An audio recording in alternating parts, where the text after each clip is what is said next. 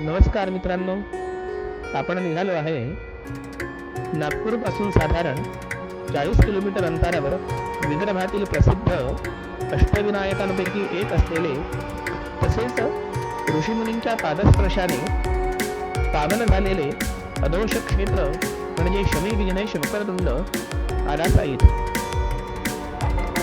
साधारण नागपूरपासून परमेश्वर सावनेर मार्गे 40 किलोमीटर अंतरावर हे क्षेत्र बसलेले आहे. आपण खाजगी वाहन किंवा एसटी महामंडळाने सुद्धा जाऊ शकता. रस्ता उत्तम आहे, सहज तुम्ही तिथे पोहोचता.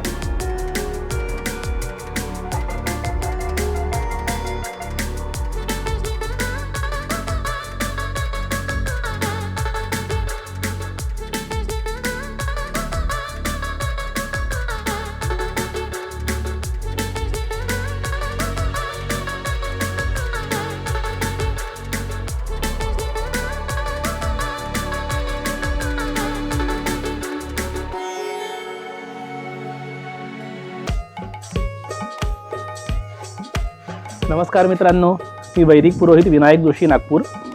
आपण आजपासून मंदिर गाथा या नवीन सिरीजची सुरुवात करतो आहे आपल्या चॅनलच्या माध्यमातून. आणि आपला पहिला व्हिडिओ आपण बनवतो आहे शमी विघ्नेश गणपती आदासा येथून. नमस्कार.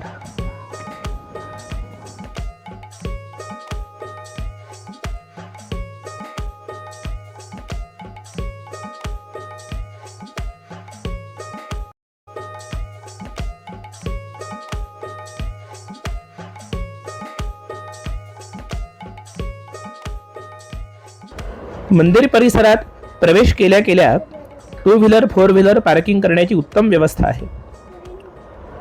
अजून समोर गेल्यास डाव्या बाजूला परकीयांनी आक्रमण करून मंदिरातील मूर्ती भग्नावस्थेत पडलेल्या आपल्याला दिसतील.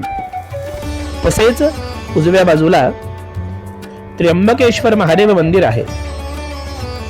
या मंदिराचे वैशिष्ट्य म्हणजे दक्षिणमुखी शिवलिंग इथे विराजमान आहे. तिथून समोर गेल्यास कालभैरव सुद्धा विराजमान आहे. बाजूलाच महारुद्र हनुमान सुद्धा आहे. तसेच डावीकडे संत महंतांच्या समाधीचे दर्शन आपल्याला घडते. समोर गेल्यावर पादत्राणे काढण्याची व्यवस्था आहे. तसेच पाय धुण्याची सुद्धा व्यवस्था आहे.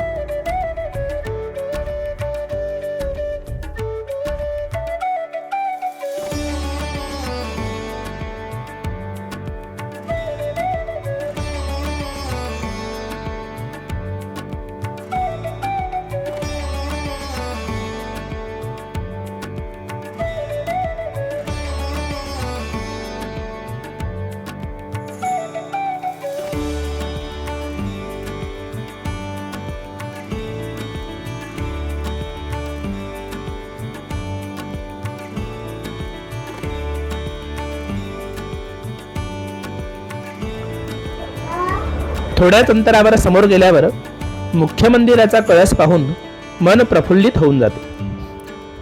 आणि गाभाऱ्यात प्रवेश केल्यावर शमी विघ्नेशाची 11 फूट उंच आणि 8 फूट रुंद मूर्ती डोळ्याची पारणे भेटते. तसेच ही मूर्ती भारतातील एकमेव नृत्य गणेश मूर्ती असे सुद्धा म्हणतात. आता आपण येथील स्थानीय गुरुजींकडून मंदिराचा थोडक्यात इतिहास जाणून घेऊ. नमस्कार, मी वैदिक पुरोहित विनायक जोशी नागपूर. आपण आदासा येथे शमी विघ्नेश गणपतीला आलो आहे. थोडक्यात आपण गुरुजींकडून गणपतीचा इतिहास जाणून घेणार आहोत. नमस्कार. हे शमी विघ्नेश्वराचं स्थान म्हणजे बळीराजांनी जेव्हा 100 यज्ञ करण्याचा संकल्प केला होता इंद्रपद प्राप्त करण्याकरता, तेव्हा त्यांचे 99 यज्ञ पूर्ण झाल्यावर 100व्या यज्ञाची जेव्हा सुरुवात होते तेव्हा विष्णूंनी वामनांचा अवतार घेतला आणि त्या वामनांनी ते 10 वर्ष तपश्चर्या करून गणपतीचे आशीर्वाद प्राप्त करण्याकरता इथे 10 वर्ष तपश्चर्या केली शमीच्या झाडाखाली. आणि त्याच झाडाच्या मुळापासून इथे शमी विघ्नेश्वर गणपतींनी वामनांना दर्शन दिले आणि त्यांचे आशीर्वाद घेऊन वामनांनी पुढे जाऊन बळीराजाचा यज्ञ विध्वंस केला आणि 3 पौंड भूमी मागून बळीराजाला पाताळामध्ये पाठवलं आणि आपलं अवतार कार्य पूर्ण झाल्याच्या नंतर परत इथे येऊन या गणपतीला शमी विघ्नेश्वर वक्रतुंड या नावाने इथे त्यांची स्थापना केली. ही शमी विघ्नेश्वराची मूर्ती जी आहे ही स्वयंभू 11 फूट उंच आणि 8 फूट रुंद ही पूर्ण भारतामध्ये दुर्मिळ आहे. इथे हे जागृत देवस्थान इथे मानलं जातं आणि त्याच कारणाने भक्तांची इथे गर्दी असते.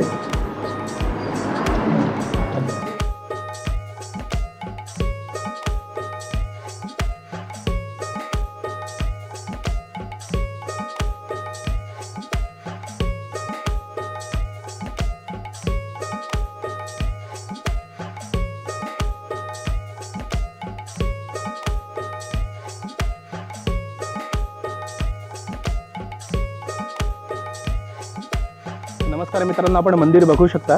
मंदिर खालपासून काळ्या दगडांनी बनलेलं आहे. आत्ता मंदिराची डागडुजी झालेली आहे, बांधकाम केलेलं आहे थोडंसं मंदिराचं. आणि इथे आपण बघू शकतो खाली या पूर्ण जेव्हा गर्दी असते मंदिरामध्ये दर्शनाकरता तर या रांगांकरता हे सगळं बनवलेलं आहे. इथे भक्तांकरता गर्दी नको, त्रास नको व्हायला लोकांना म्हणून शेड केलेलं आहे सगळ्यांकरता. आणि आपण बघू शकता वरती मंदिरावर 3 शिखर मंदिराला आहे आणि मोठा जो शिखर आहे त्याखाली आपले शमी विघ्नेश्वर म्हणजे गणपती विराजमान आहे.